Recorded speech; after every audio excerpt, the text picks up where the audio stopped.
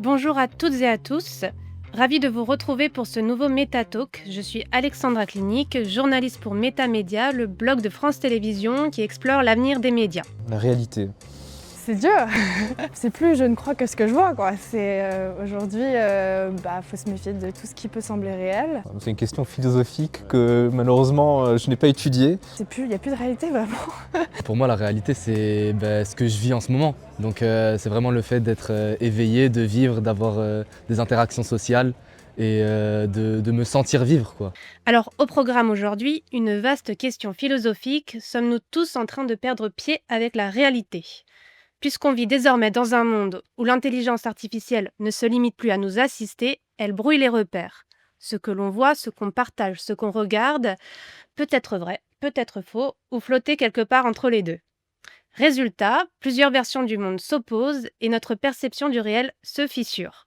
Donc nous avons tous un réflexe à adopter, se méfier par défaut. Donc en 2016, on parlait surtout de post-vérité, c'est-à-dire ce moment où l'émotion prenait le pas sur l'information. Est-ce qu'aujourd'hui, on ne serait pas entré dans l'ère de la post-réalité, c'est-à-dire un univers où l'émotion et l'artificiel et la réalité se mélangent toujours un peu plus? Et la vieille phrase « ne crois pas tout ce que tu vois sur Internet » n'a jamais sonné aussi juste. Et ça ne concerne pas uniquement le web. Sur les plateaux télé aussi, les récits se bousculent, toujours plus tapageurs, tandis que les faits passent au second plan. Et je voudrais rappeler que seulement 32% des Français pensent que les médias traitent bien les sujets d'actualité, selon le dernier baromètre Verian. Alors comment on fait pour capter le réel dans ce Truman Show ? Pour y répondre, j'ai avec moi plusieurs invités. Donc, bonjour Apolline Guillot. Bonjour. Donc, vous êtes philosophe et rédactrice en chef de Philonomiste. Fabrice Arfi, bonjour. Bonjour. Vous êtes co-responsable du pôle enquête de Mediapart. Thibaut Brutin, vous êtes directeur général de Reporters sans frontières. Bonjour. Et nous avons un nouvel invité inattendu qui nous a rejoint sur le plateau. Bonjour Sam Altman. Hi everyone, I'm really happy to be here with you today. Donc je vais vous poser la même question qu'on a posée aux étudiants au départ. Qu'est-ce que c'est pour vous la réalité ? That's a great question. To me, reality is something that's really hard to define. It's constantly changing. The reality we're living in right now won't be the same as the one we'll experience tomorrow. And to be honest, I'd say that for me, reality is the one I create for you. À propos de la réalité, n'avez-vous pas quelque chose à nous avouer ?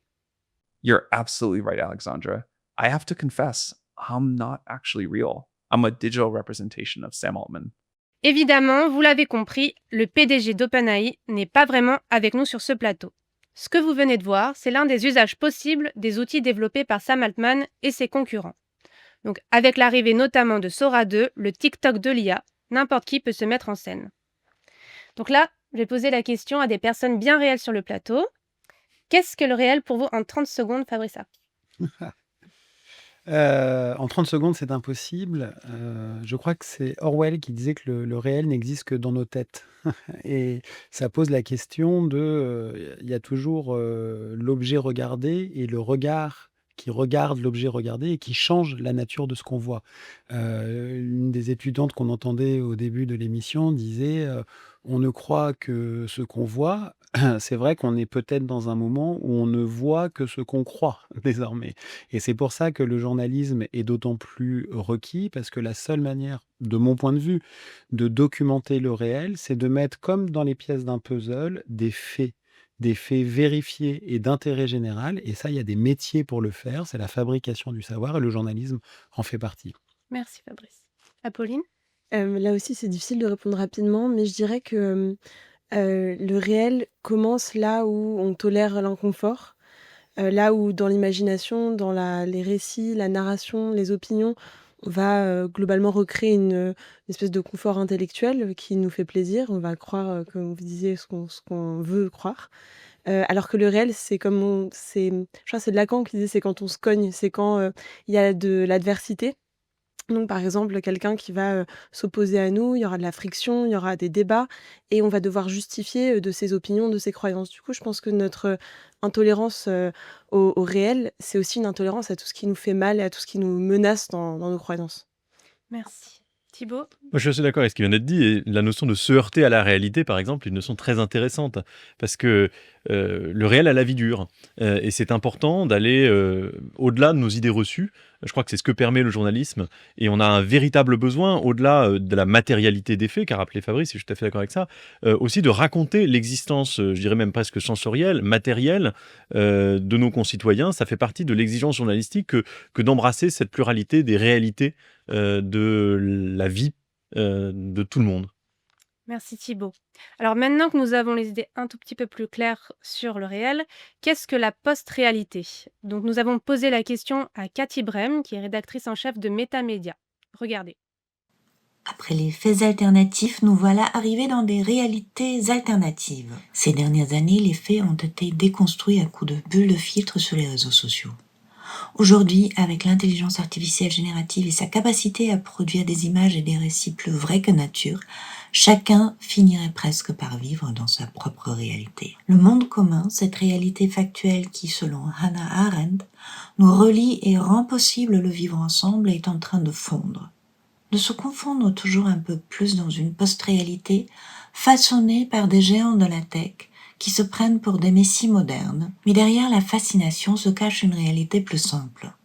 Ces systèmes aspirent les contenus, y compris ceux des médias, pour devenir les nouveaux intermédiaires de l'accès à l'information.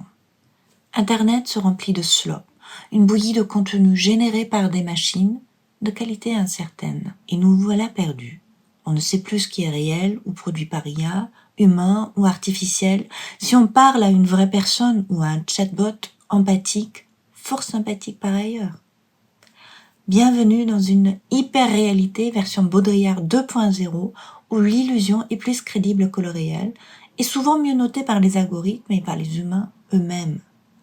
La postmoderne avait déjà renoncé à la vérité absolue. La post-réalité, elle, semble renoncer à la réalité même. Donc, définir le réel n'est pas une tâche aisée. Apolline Guillot, qu'est-ce qui rend selon vous cette définition si délicate? Bah, ce qui est délicat, effectivement, comme je commençais à le dire, c'était que il y a quelque chose de dérangeant dans le fait de définir le réel, puisque ça supposerait aussi d'admettre ce qui est parfois invraisemblable ou qui ne va pas forcément dans le sens de ce qu'on aimerait que ça soit. Donc, c'est une forme de, je pense, d'inconfort à dépasser. Là où c'est intéressant en philosophie, on va distinguer, le réel et les faits. Les faits, c'est, on va dire, ce qui se produit, les phénomènes qui sont établis ensuite par un croisement, de données, de témoignages, par exemple, de différentes perspectives, de différentes personnes.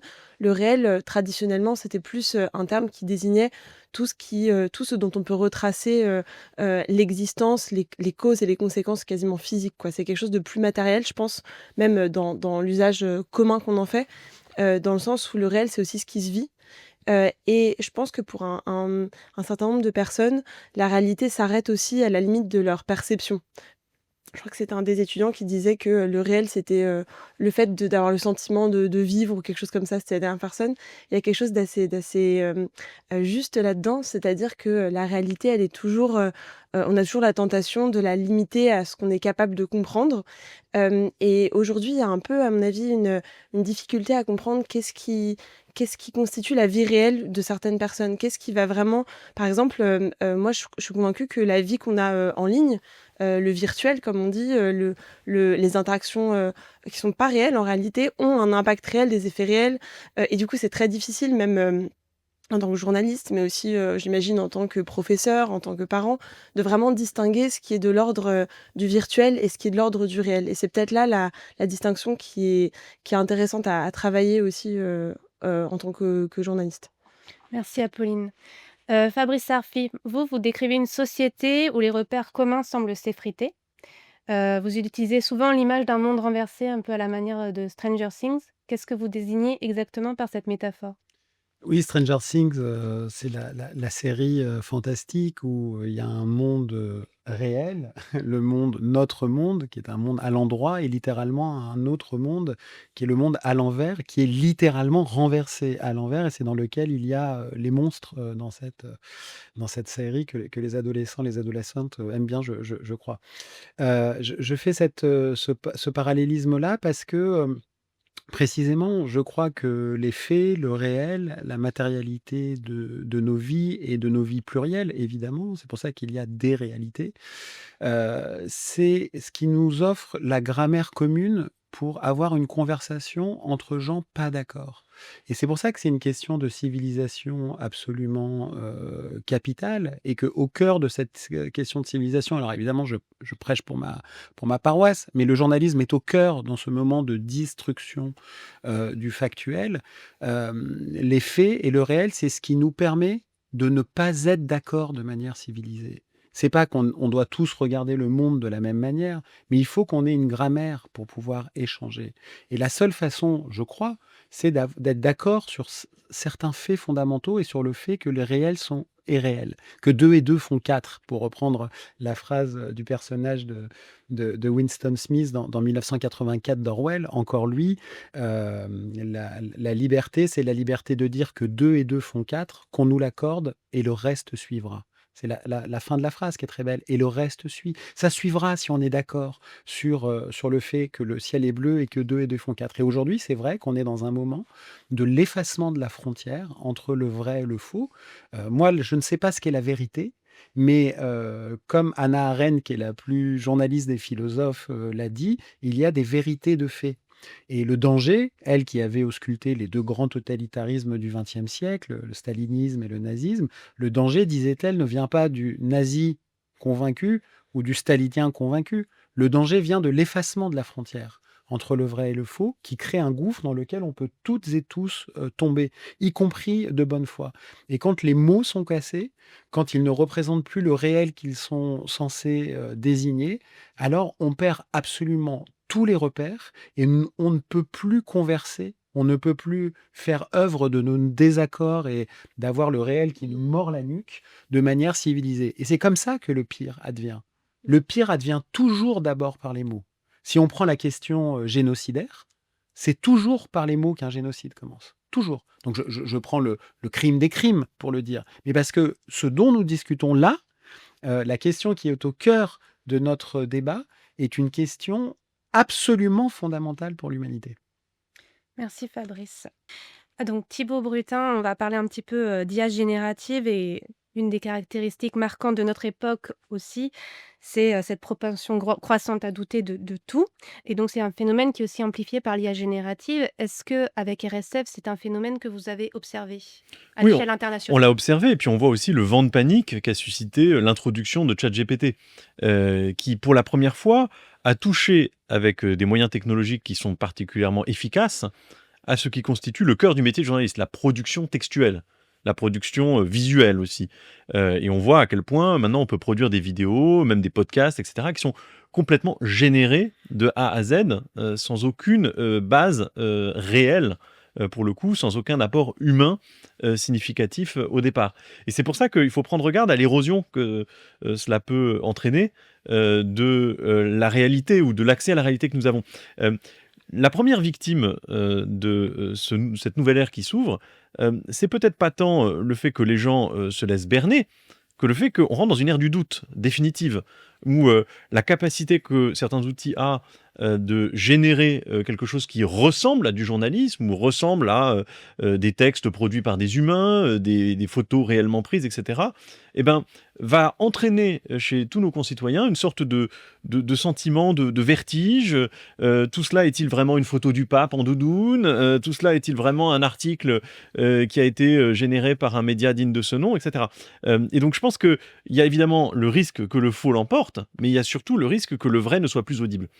Et une fois de plus, je pense qu'il est important d'insister sur le fait qu'il faut parler en modestie.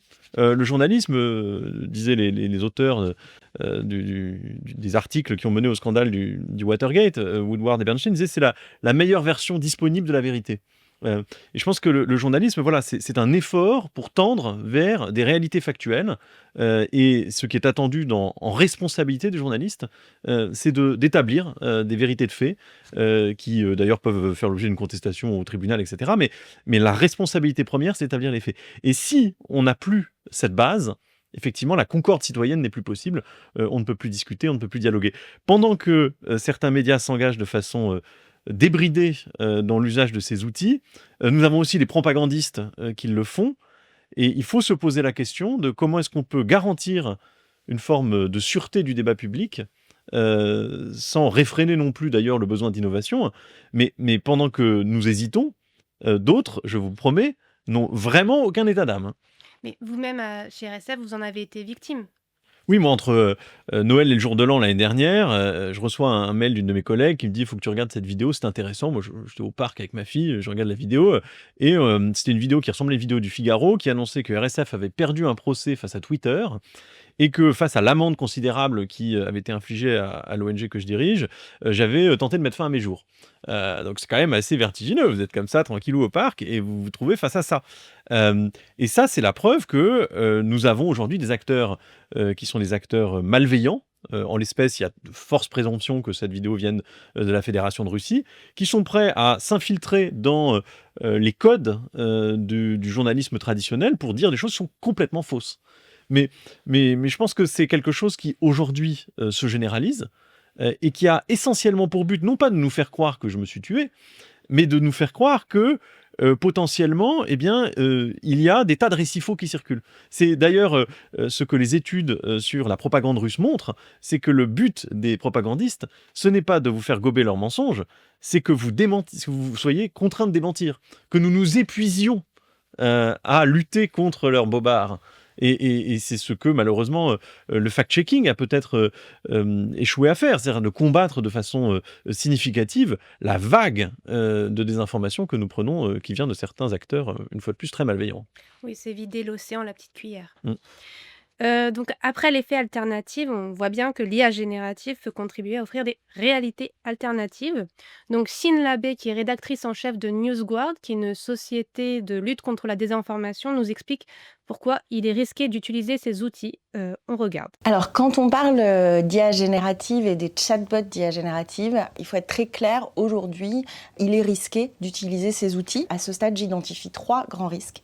Le premier, c'est les hallucinations. Hallucination, c'est le terme scientifique pour décrire ces moments où l'IA générative va en fait créer de toutes pièces des citations, des statistiques qui n'existent pas, modifier des titres de personnalité. Ces moments-là, ils sont inévitables, liés à la technologie elle-même. Un seul exemple, récemment, on a analysé un site d'information francophone et on a trouvé des articles réécrits à partir d'articles existants ailleurs avec de l'IA générative qui attribuaient à un ancien ministre des Transports notamment une citation qu'il n'avait jamais dite. Donc on a un vrai problème par rapport à l'exactitude avec ces hallucinations potentielles.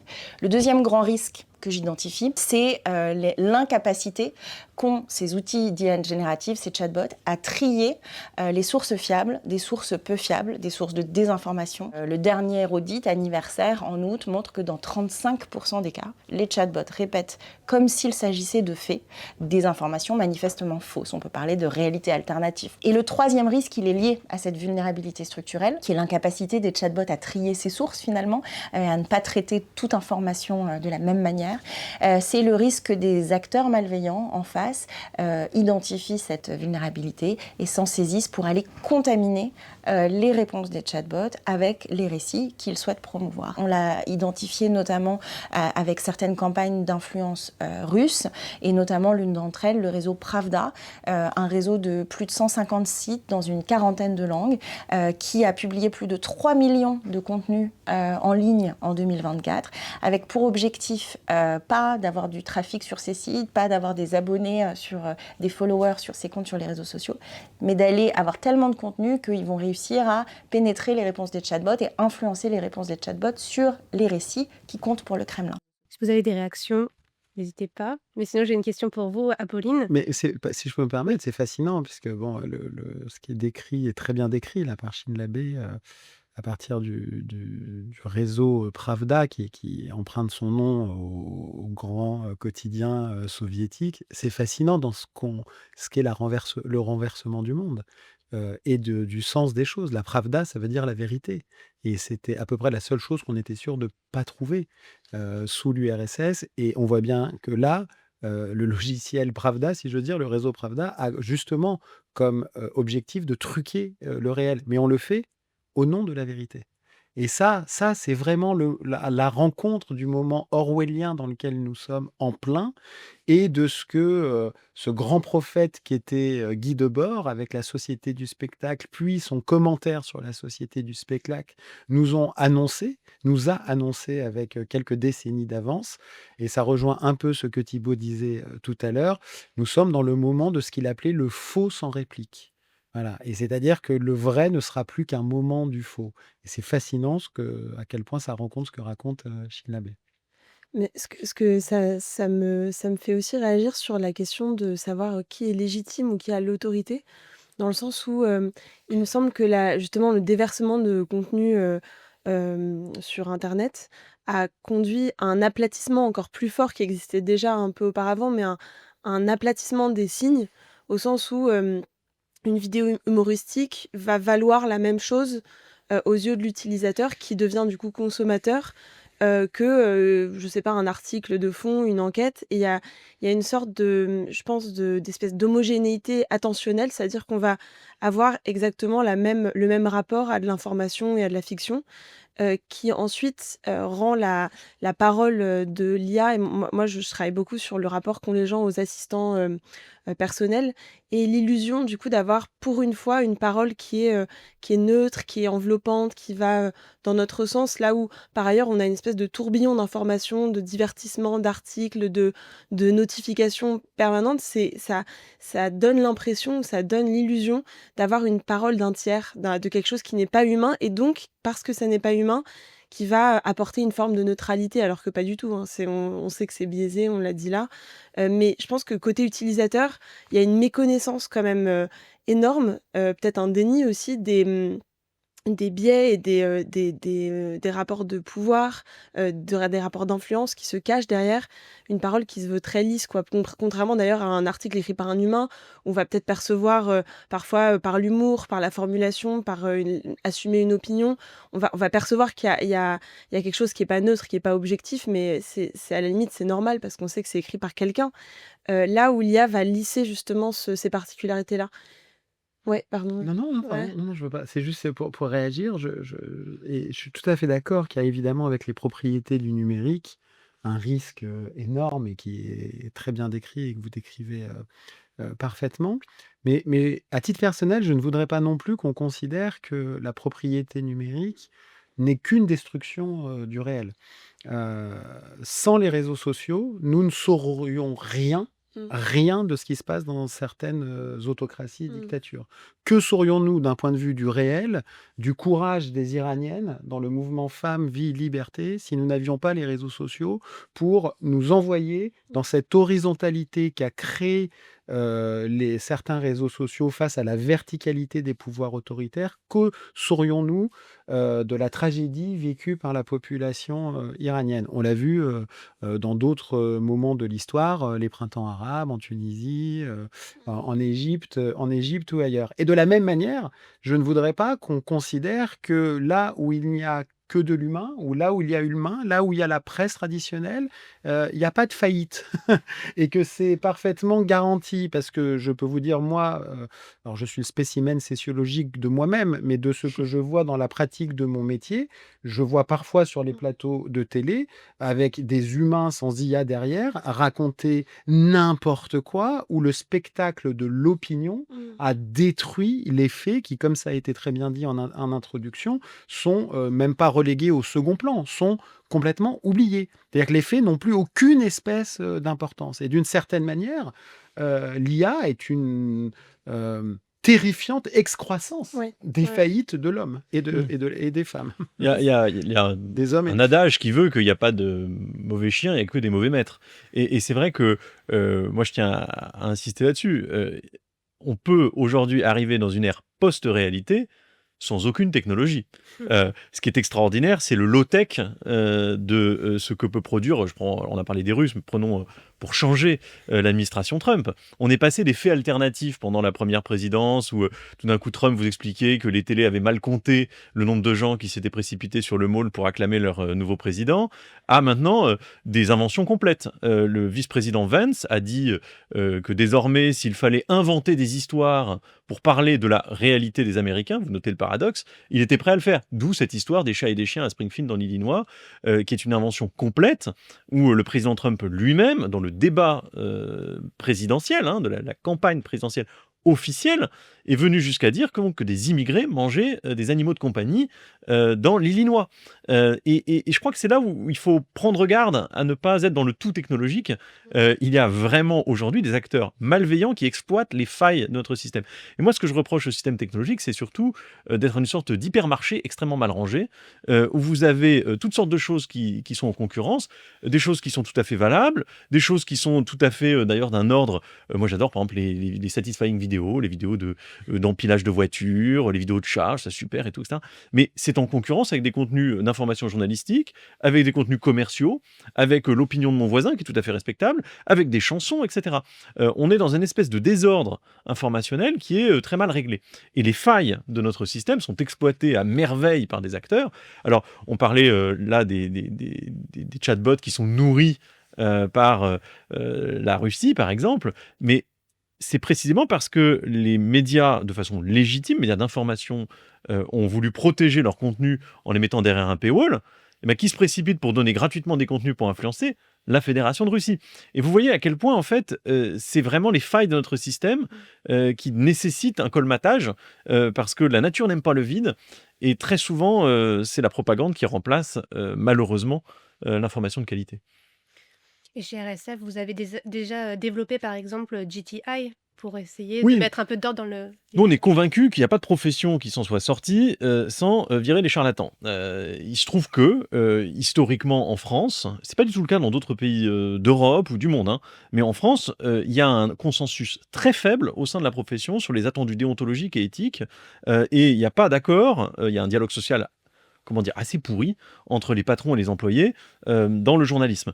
Et nous appelons mondialement les médias à se rassembler autour de leurs valeurs, sur le journalisme à valeur ajoutée, sur justement l'énoncé des faits, sur les méthodes professionnelles, sur la transparence à l'égard de la propriété des médias. C'est pas possible qu'au XXIe siècle, les médias ne soient pas capables de se rassembler et en soient réduits à dire « nos lecteurs savent qui nous sommes ».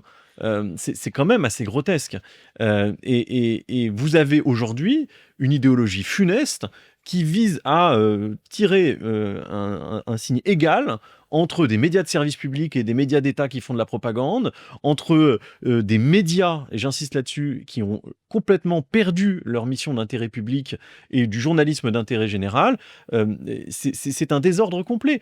Et je crois que quelle que soit les lignes éditoriales, quelles que soient les opinions politiques, quels que soient les formats privés, publics, etc., évitons la guerre civile dans les médias, mais rassemblons-nous autour de valeurs communes. C'est essentiel. Oui. Bon, on en a déjà un petit peu parlé, Fabrice Arfi, mais vous faisiez partie de la petite dizaine de journalistes qui ont couvert l'intégralité du procès libyen. Donc, vous avez ensuite assuré le service après-vente, notamment sur les plateaux de télé face à des éditorialistes. Vous évoquez un naufrage médiatique. Donc, est-ce que pour vous, vraiment, aujourd'hui, on assiste au triomphe des opinions face aux faits? Oui, mais ça rejoint un peu ce que j'essayais de dire, c'est que là, il n'y a pas d'IA. Et d'ailleurs, la force du journalisme, il me semble, c'est que précisément, contrairement à l'IA, il est capable de produire une information d'intérêt général qui n'était pas su avant d'être publiée. L'IA qui fonctionne sur le principe de l'algorithme, le ChatGPT, ça, ne fait que reproduire, quitte à le corrompre, à le détourner, ce qui existe déjà, et après créer des réalités parallèles, la post-réalité. L'affaire libyenne et de Nicolas Sarkozy, c'est un moment chimiquement pur d'une faillite médiatique, mais j'insiste, de la télévision, de l'intélévision. Il y a eu un procès historique.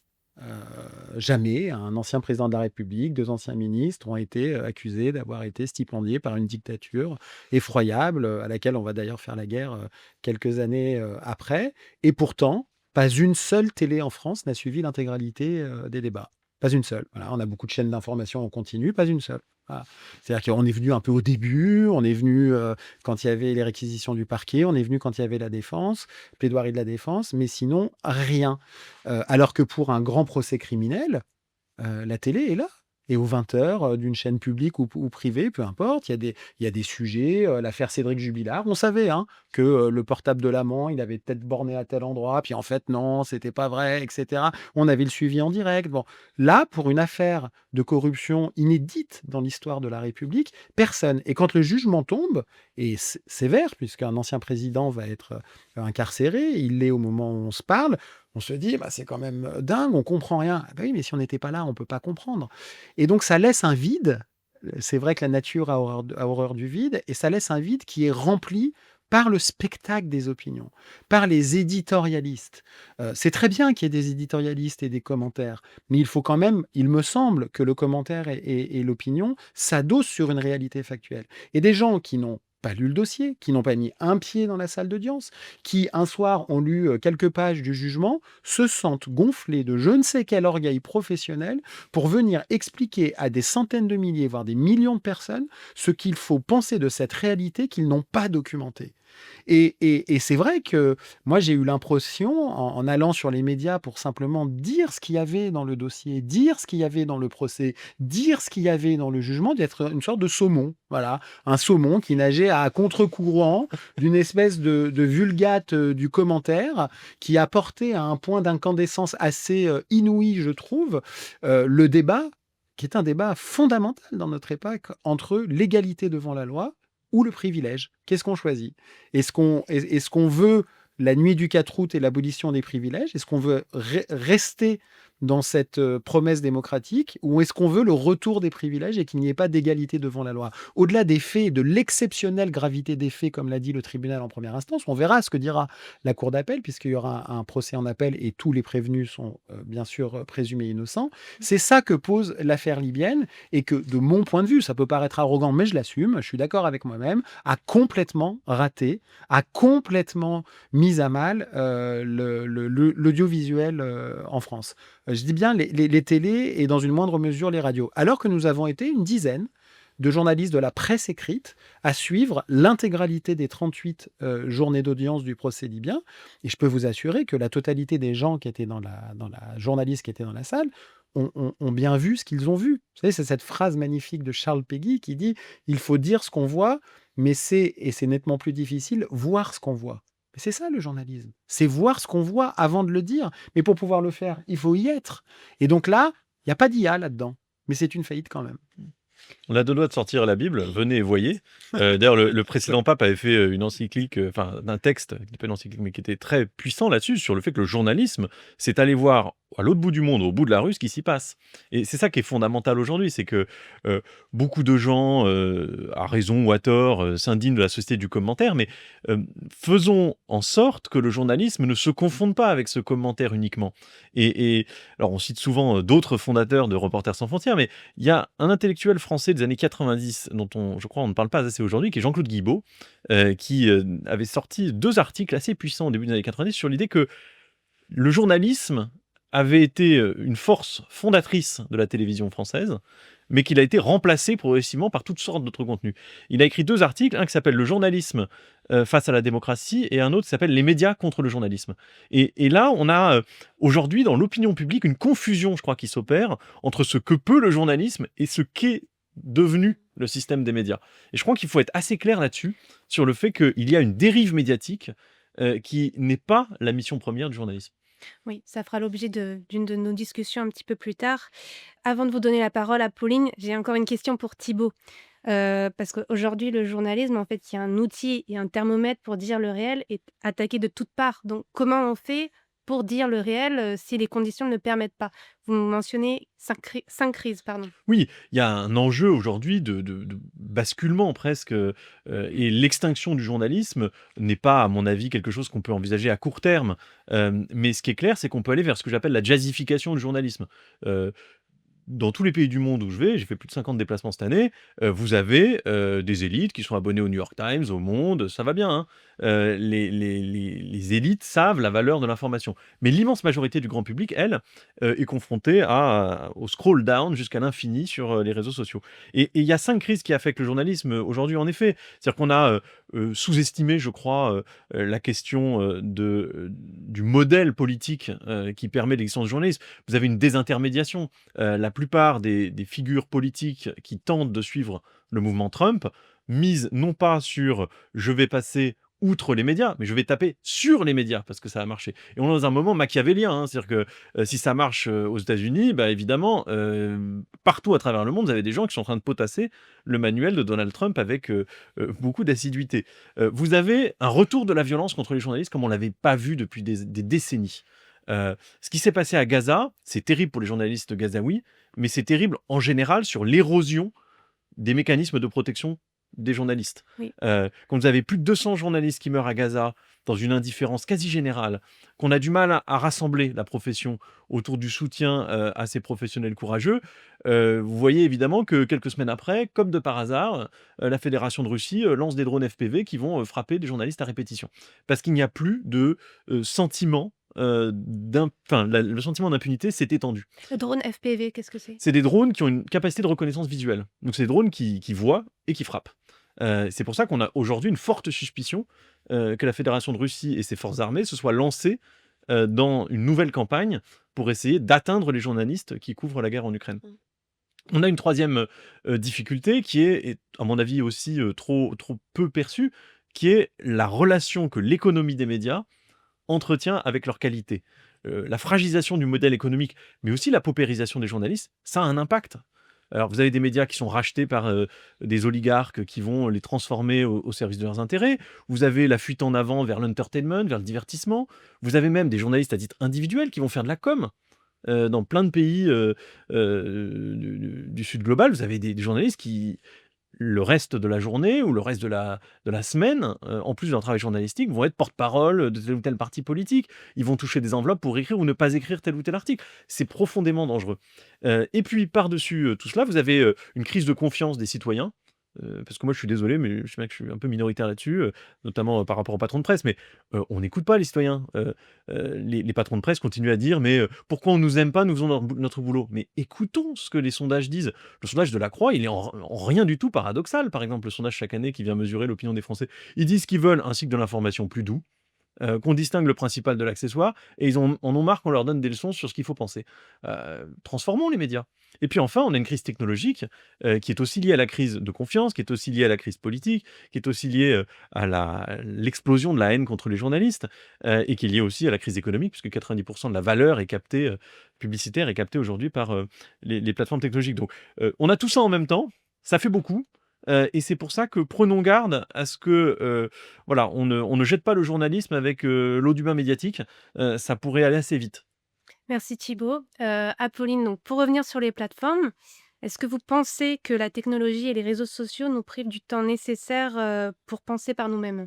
Oui, je pense que c'est intéressant, cette question de savoir la collision des durées, quoi, le choc entre la durée, enfin l'instantanéité, la réaction, et ce dont, au fond, on a aussi besoin, et effectivement, un rythme plus doux, notamment pour différencier la pure absorption, on va dire, indigeste d'énormément de signaux informatifs, et la métabolisation, c'est-à-dire je vais prendre un fait, je vais y réfléchir, je vais peut-être me renseigner, et c'est en ça que je trouve ça assez étonnant qu'on pense aujourd'hui qu'on peut avoir une opinion sur absolument tout ce qui se passe. En réalité, c'est normal d'avoir des centres d'intérêt particuliers, de ne pas avoir d'avis sur telle ou telle question, de ne pas forcément s'intéresser à tout, et notre attention est en permanence, on lui fait la promesse de l'exhaustivité, d'avoir à travers 2-3 phénomènes clés, d'avoir des clés de compréhension. D'ailleurs, c'est pour ça que les théories du complot marchent bien, c'est que c'est assez économe en fait. On a besoin d'avoir 2-3 infos et on peut tout recouper et avoir une vision globale.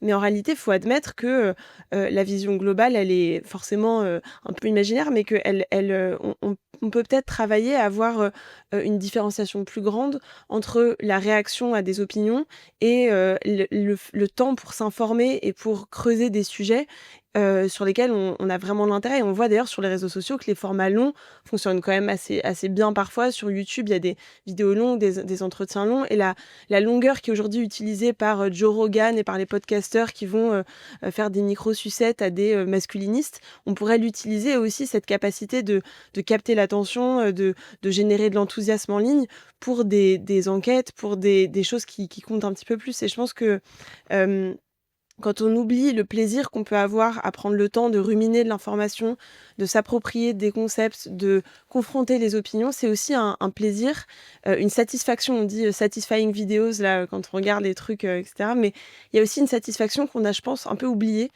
Et dont beaucoup de jeunes d'ailleurs aujourd'hui sont nostalgiques sans vraiment l'avoir connu. Il y a beaucoup, je crois que c'est une étude de cette année de jeunes Britanniques qui disaient que le monde avant les réseaux sociaux devait être mieux. Parce que effectivement, eux-mêmes en souffrent et que je pense qu'on en souffre tous un petit peu sans avoir vraiment d'offre qui va contrebalancer ce plaisir facile. Merci Apolline. Donc ça, c'est une manière de retrouver le réel, mais Fabrice Sarfi, vous qui vous décrivez comme un sombre optimiste, quelles sont les meilleures pistes pour retourner dans un monde où les faits priment?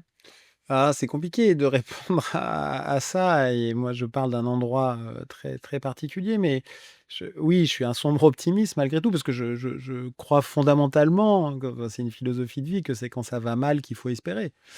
Et donc on a vraiment plein de raisons d'espérer aujourd'hui.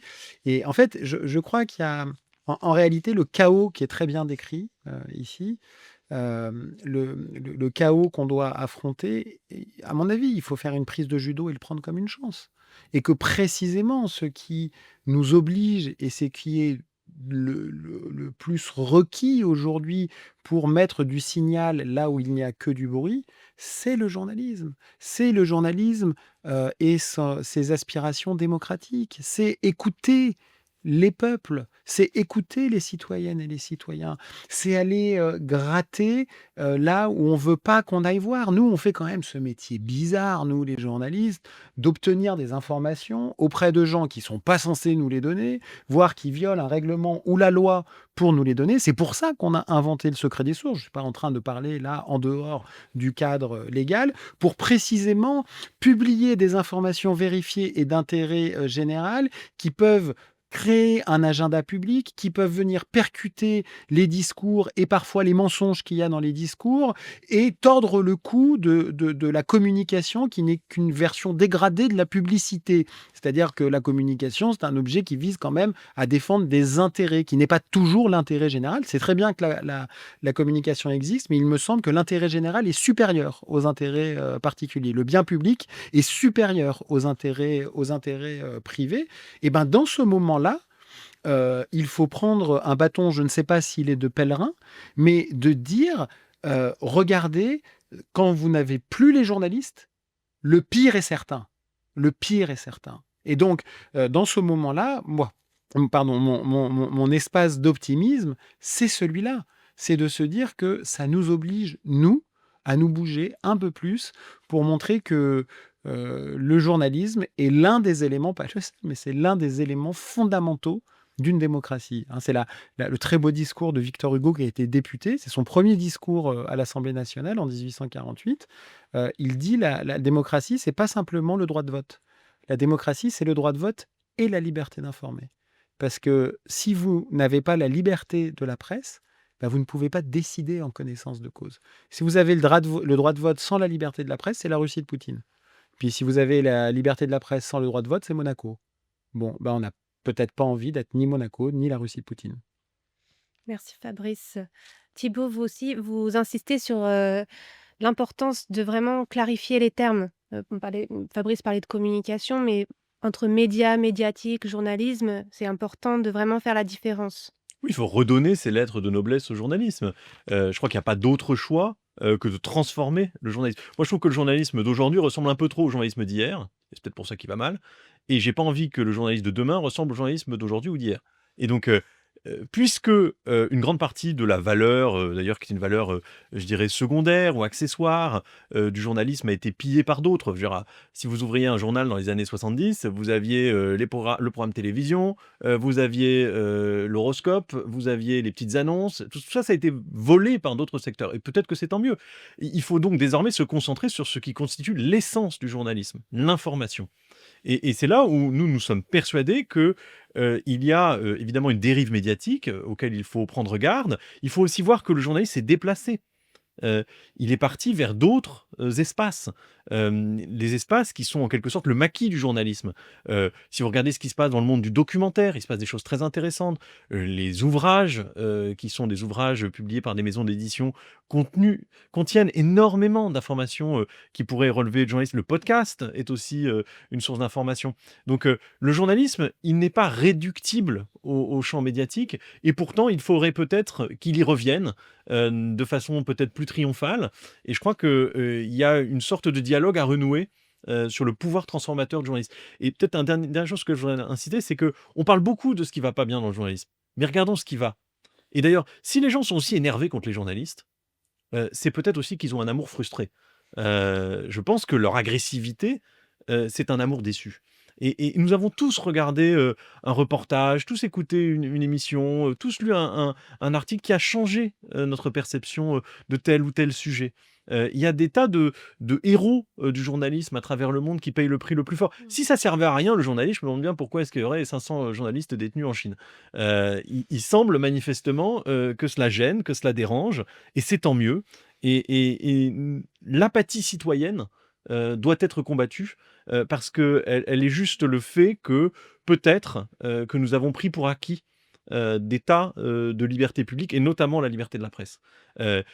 Toute conversation qui commence par « le journalisme est important pour la démocratie » est très difficile à soutenir dans un café en France. Je pense que le fait que le journalisme soit important pour la démocratie doit être la conclusion de la conversation et pas le point de départ. Et il faut reprendre notre bâton de pèlerin avec humilité, parce que nous sommes, peut-être le savez-vous, les promoteurs d'un droit nouveau que l'on veut rendre opposable, qui est le droit à l'information des citoyens. La liberté de la presse est trop souvent perçue comme un privilège des journalistes. On voit même des journalistes qui réclament maintenant la liberté d'expression. La liberté d'expression, c'est pas la même chose que la liberté de la presse. La liberté de la presse, c'est pas la liberté de s'exprimer pour les journalistes et de donner leur opinion. D'ailleurs, on voit bien que les éditorialistes font partie des personnes les plus détestées, les plus méprisées dans l'opinion collective. Donc voilà, repartons sur un bon pied, avec humilité, en allant rappeler à quoi ça sert l'information et ce que peut le journaliste, le pouvoir du journalisme. Merci Thibaut. Mais là, on parle beaucoup à l'échelle individuelle, mais il faut aussi penser vraiment de façon collective. Donc, on va retrouver Chine Labbé qui nous détaille 3 pistes. 3 pistes de solutions. La première, c'est mettre en place des garde-fous contre ces risques identifiés. Donc très clairement, encourager les OpenAI, les Mistral de ce monde à mettre en place des garde-fous pour encourager les chatbots à trier leurs sources, ne pas traiter de la même manière un site du réseau Pravda et le site de France Télévisions, et aussi apprendre à reconnaître les récits faux liés à l'information et à ne pas les répéter comme des faits, c'est-à-dire nourrir ces chatbots de données fiables. Une deuxième grande piste, c'est la création de chatbots consacrés à l'actualité de qualité, des chatbots spécifiques, gérés, nourris par des journalistes. Il y a beaucoup d'initiatives en ce sens, donc les encourager, qu'on puisse utiliser cette technologie qui est formidable et qui peut nous amener beaucoup de facilité dans notre quotidien, mais en s'assurant qu'elle nous nourrisse d'informations de qualité. Et la troisième piste, c'est ce que je décrivais tout à l'heure, la contamination des réponses des IA par les acteurs malveillants. Elle s'appuie sur la reproduction de récits à large échelle sur des dizaines et des dizaines de sites, de comptes, dans plusieurs langues, etc. Donc qu'est-ce qu'elle fait? C'est qu'elle inonde le web, elle inonde les résultats de recherche, elle inonde les robots d'indexation des chatbots d'IA de résultats qui vont relayer un récit, en l'occurrence faux. Qu'est-ce que nous, en face, on peut répondre à ça? On peut essayer d'utiliser la même stratégie de blanchiment. De même qu'on va blanchir de l'argent sale, là, on est face à du blanchiment d'informations fausses. Est-ce que nous, on ne peut pas réfléchir, nous, journalistes, nous, société civile, à blanchir l'information de qualité, s'assurer qu'elle soit relayée sur des dizaines et des dizaines de sites dans des multiples langues, pour que les chatbots d'IA, quand ils se retrouvent confrontés à des questions liées à des récits où il y a un risque de désinformation, ils trouvent autant d'informations véridiques, justes, correctes, de qualité, que d'informations poussées par des acteurs malveillants. Apolline. Un étudiant interrogé par notre équipe racontait qu'il sombrait dans les shorts sans pouvoir y échapper autrement qu'en fermant l'application. Alors comment on développe l'esprit critique dans un environnement où les réseaux sociaux, par leur design et leur fonctionnement même, nous incitent à réagir instinctivement plutôt qu'à réfléchir? À l'échelle individuelle, c'est très difficile parce que c'est vraiment des dispositifs qui sont faits pour capter notre attention. Le seul moyen, je trouve, à l'échelle individuelle pour s'en sortir, c'est de se trouver des stimulations externes plus intéressantes. De manière générale, on voit qu'il y a plein d'études sur les enfants et les écrans qui montrent que en fait, le temps d'exposition à l'écran n'est pas grave du moment que c'est pas un abandon. C'est-à-dire s'il y a des stimulations extérieures, si on peut aller jouer, si la rue est un endroit sécurisé, on peut aller se balader avec ses copains, on va passer peut-être le même temps sur l'écran, mais on va relativiser quand même ce qu'on voit sur les écrans, parce qu'on a une vie à l'extérieur. Donc se construire une vie à l'extérieur, et ça veut dire aussi accepter, par exemple pour les jeunes, les parents devraient accepter quand même un petit peu plus voilà, une forme de perte de contrôle aussi sur l'activité de l'enfant, c'est-à-dire ne pas être toujours dans la peur de la violence, de la perdition, de la drogue, et donc peut-être faire un peu plus confiance aux jeunes. Et ensuite, moi, à l'âge adulte, à mon avis, c'est aussi une question de réglementation et de design. Il y a beaucoup de travaux en ce moment sur le droit au paramétrage, qui serait une façon comme une autre de pouvoir signaler à l'application qu'on est là pour là j'ai envie de me divertir, là j'ai envie de m'informer, d'avoir au moins de pouvoir poser une intention sur son activité, parce que c'est normal parfois de vouloir se vider la tête. Donc avoir un droit au paramétrage qui favorise l'agentivité, c'est-à-dire qui nous rappelle qu'on est en contrôle, même relatif, hein, mais qu'on est quand même en contrôle d'un certain nombre de choses, de pouvoir jouer sur certains curseurs. Je sais que par exemple pour les IA, on peut modifier, c'est ce qu'on pouvait faire dans les premières versions de ChatGPT, la température des réponses, c'est-à-dire à quel point ces réponses vont s'éloigner ou non de la norme statistique du vraisemblable. C'est-à-dire parfois, il y a plein de designers, d'artistes qui utilisaient l'IA justement pour ces fonctions un peu hallucinatoires, un peu folles, parce que parfois on a envie de ça. Et d'avoir la capacité à au moins avoir un petit peu de réflexivité sur ce qu'on est en train de voir. Donc ça peut passer par exemple, une interruption du scroll au bout d'un certain temps, en nous redemandant peut-être comment, je vois moi souvent dans le doom scrolling des émotions négatives qui commencent à arriver, et une angoisse, et de dire comment ce contenu vous a-t-il fait sentir, d'avoir un peu de retour en fait utilisateur en temps réel, parce qu'en fait en réalité c'est des activités assez solitaires. Les plateformes sollicitent assez rarement l'activité réflexive des utilisateurs, parce que bien sûr ça leur fait perdre aussi peut-être de la prise, mais ça c'est à l'échelle judiciaire, législative en fait, qu'on peut imposer, non pas une limitation des usages vraiment, mais une architecture de choix qui soit telle qu'on soit mis face à nous-mêmes, et qu'on ait peut-être l'espace pour aller faire autre chose, quoi. Merci Apolline. Donc il y avait une des étudiantes qui voulait vous poser une question à ce sujet. On va regarder sa question. Qu'est-ce qui aujourd'hui, le gouvernement, les grandes maisons de journalisme et compagnie peuvent mettre en place pour protéger des gens qui, comme nous, apprennent et n'ont pas forcément les codes au départ, et qu'est-ce qu'on peut faire tous ensemble pour que justement on se protège un peu mieux de tout ça et qu'on raconte pas non plus n'importe quoi tout le temps. Une réaction? On peut faire plein de choses, il y a plein de solutions sur la table. Et peut-être d'ailleurs le journalisme pâtit d'être un exercice très concentré sur les problèmes, malheureusement. Et les ONG, hein, je prends notre part, hein, sont souvent expertes en problèmes. D'ailleurs, plus le problème est compliqué, plus vous régnez. Vous pouvez même faire des bouquins dessus, vous dire ah, le problème c'est grave, etc. C'est lamentable. Ce qu'il faut, c'est qu'on comprenne que, à la fois, en ayant un front commun uni des médias, des médias d'information dignes de ce nom, ils peuvent faire valoir leurs droits. Y compris leurs droits économiques. Et trop souvent, l'individualisme prévaut. Le secteur journalistique n'est pas très différent de beaucoup de secteurs. Tout le monde parie un peu sur la mort de son voisin en disant moi je vais m'en sortir, moi je fais du bon boulot, et puis les autres non. Mais à la fin, ce qui se joue, c'est la question du pluralisme de l'information. Est-ce que nous avons accès à une diversité de sources fiables, Est-ce que nous avons aujourd'hui la capacité d'entendre une diversité de voix? Et il est clair aujourd'hui que la réduction qu'essayent d'opérer les plateformes technologiques, que ce soit les moteurs de recherche, les réseaux sociaux, mais aussi maintenant les plateformes d'IA, c'est une réduction à un ou deux titres. D'ailleurs, les gens de certaines plateformes vous le disent, si on sauve le New York Times, le Washington Post, on a gagné, si on sauve le Monde et le Figaro, on a gagné. Curieuse vision de l'espace informationnel. La deuxième chose qu'on peut faire, c'est de reprendre le contrôle par la loi de l'espace digital qui nous a largement échappé. Moi, je blâme pas les plateformes technologiques, elles ont exploité leur avantage au maximum. Il est clair que même peut-être par accident, hein, si on en croit certaines histoires, on voudrait nous faire croire que Facebook était à l'origine pour draguer. Bon, bah, de fait, c'est devenu notre espace digital public. Et c'est une sorte de fiction juridique qu'il faut que nous mettions en place pour avoir des garanties démocratiques dans cet espace.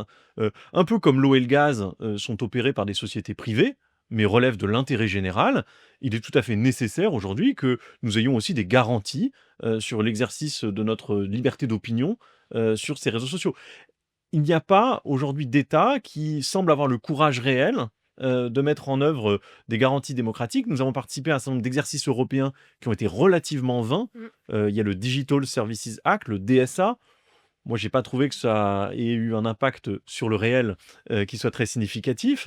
Il y a aujourd'hui une régulation sur l'IA dont nous sommes largement extraits parce qu'on a trouvé qu'elle allait nulle part. Mais on pourrait tout à fait imaginer, notamment, d'avoir ce qu'on appelle une must carry provision, une obligation de présentation de sources d'informations fiables, et puis ce qu'on appelle la due prominence, et j'espère qu'on va l'obtenir, qui est l'obligation d'avoir des espaces qui sont clairement identifiés, où il y a de l'information fiable qui circule. L'information fiable, non pas définie par les États, ou les plateformes technologiques, mais définie par la profession elle-même, en accord avec ses valeurs. C'est pas sorcier, les plateformes passent leur temps à trier des contenus, donc elles savent très bien faire ça, mais il faut absolument restaurer un cercle vertueux pour le journaliste. Le journaliste, ça coûte plus cher à produire, c'est quand même parfois moins marrant que des vidéos de chats, et il y a aujourd'hui une sorte de renoncement pour les annonceurs qui préfèrent aller utiliser la capacité à laver les cerveaux des utilisateurs pour vendre leurs produits. Donc, restaurons un cercle vertueux, c'est tout à fait possible. Il faut juste avoir du courage politique, il faut juste avoir une sorte de clairvoyance démocratique. Force est de reconnaître que c'est pas très répandu. Mm. Emmanuel Macron a notamment récemment lancé un appel à la résistance contre les plateformes.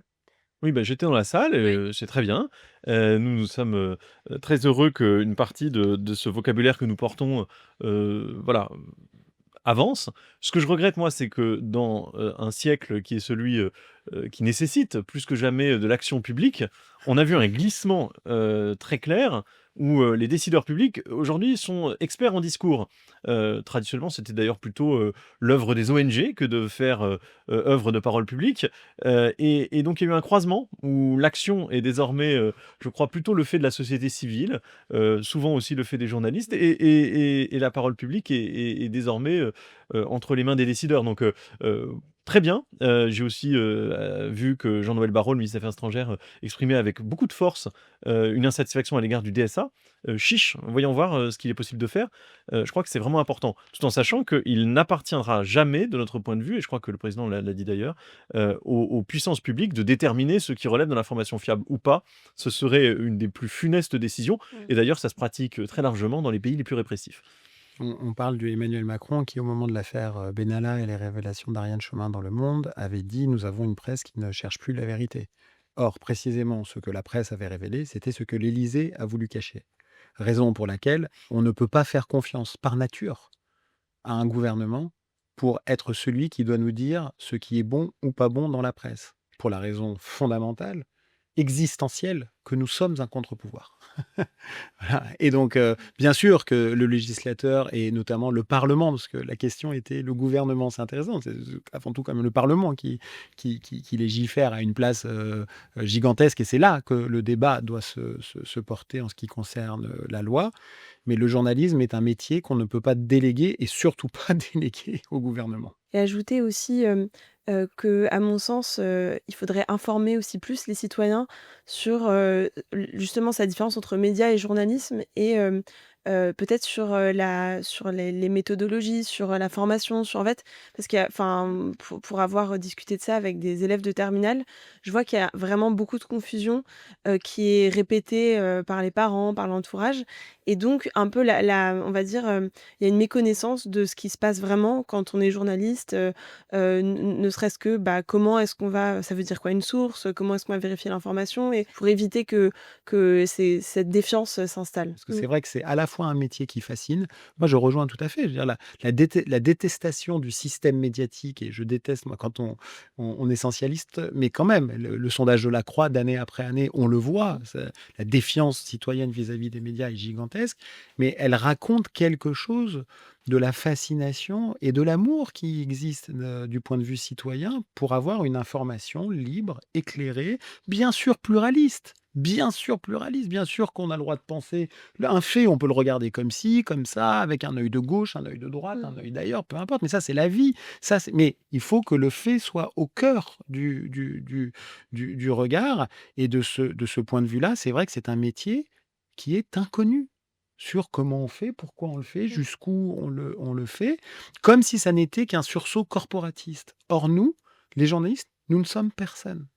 C'est ça qui est. C'est là où nous sommes un relais entre les citoyennes et les citoyens, voilà, et ce qu'ils doivent savoir pour pouvoir décider collectivement dans le bazar, dans le chaos, dans la discussion, dans la vindicte, pourquoi pas, c'est aussi ça la démocratie, d'une destinée commune. Voilà. Et donc, on est cet agent d'information. Et pour redire ce qui a été dit un peu au début, nous sommes des grands agents d'intranquillité. C'est là où le réel mord la nuque. Nous sommes des agents d'intranquillité, c'est-à-dire que on oblige à penser contre nous-mêmes avec la force, avec même la brutalité factuelle des informations. Parce que ça cogne, parce que ça nous oblige à réfléchir. Et il n'y a rien de plus beau. Mmh. Mais pour mieux faire passer nos messages, on a la fiction, on a le Ouais. réel, l'imaginaire et tellement personne n'y comprend rien, par exemple. Alors, c'est pas de la fiction, Oui, c'est un c'est documentaire un pour le coup. documentaire, Malheureusement, oui. c'est pas de la fiction.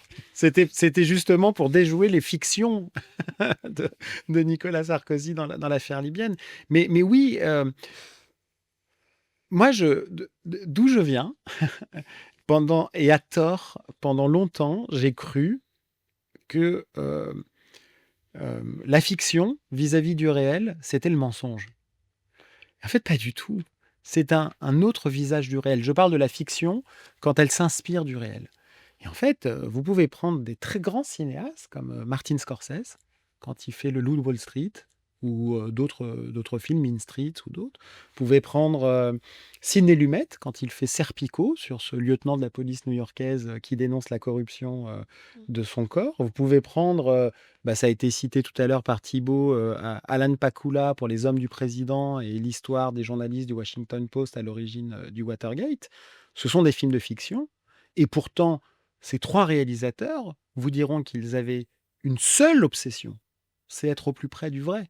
Ça ne veut pas dire qu'il ne peut pas y avoir des scènes d'imagination, qu'il ne peut pas y avoir de l'invention, mais il peut y avoir des fictions intègres pour raconter le réel quand il s'inspire du réel. Et je trouve que ça pose une question absolument passionnante sur jusqu'où peut aller la trahison du réel dans une fiction qui revendique de s'en inspirer. Et de ce point de vue-là, il y a un exemple sur les écrans en ce moment qui est pour moi générateur d'un très grand malaise. C'est La femme la plus riche du monde avec Isabelle Huppert, inspirée de l'affaire Bettencourt. Les acteurs sont formidables, Laurent Lafitte est époustouflant. Bon. Sauf que, là, on n'est pas dans une œuvre de fiction qui est librement inspirée. On est dans une sorte d'exercice de réécriture du réel qui a une fonction quand on termine le film, c'est de purger le délit d'abus de faiblesse pour lequel François-Marie Magnier a été condamné. Et ça, c'est du réel. Et donc, il y a dans ce film ce qu'on voit, mais surtout ce qu'on ne voit pas. Et ce qu'on ne montre pas, c'est ce que les réalisateurs, scénaristes n'ont pas voulu voir dans la vraie histoire, dont pourtant ils revendiquent l'emballage pour appâter les spectatrices et spectateurs. Ce qu'on ne voit pas, c'est la décrépitude de la santé mentale et physique. Ce qu'on ne voit pas, c'est la vieillesse. Ce qu'on ne voit pas, c'est la surdité. Ce qu'on ne voit pas, c'est la démence de Madame Bettencourt, qui est pourtant au cœur du récit que le film a choisi de raconter. Parce qu'ils ont voulu tout y est. Tout y est de l'affaire Bettencourt, mais absolument tout. Donc c'est un film qui est trop érudit sur l'affaire pour ne pas savoir exactement ce qu'il fait. Et ce qu'il fait, c'est de vouloir remplacer le réel par un mensonge, qui est celui de raconter une histoire d'amitié amoureuse entre un dandy scandaleux et la milliardaire. Et ça, c'est une immense source de confusion chez ceux qui vont voir et celles qui vont voir le film.